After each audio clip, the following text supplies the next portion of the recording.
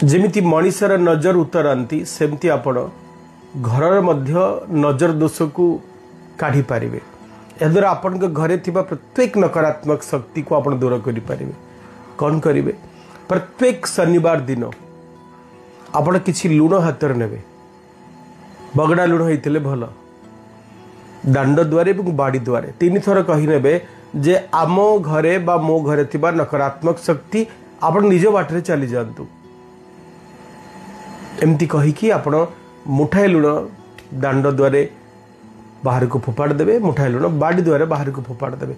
जदि आपण apartment structure रोचंती ताल 2 मुठा लुण एमती कहीकि आपण किछि पानी रे ताकू भिजेइकि ताकू बेसिन रे आपण अजाड़ी की फ्लाश कर देवे, ताहले मध्य बहुत परिमाण रे लाभ मिली थाए।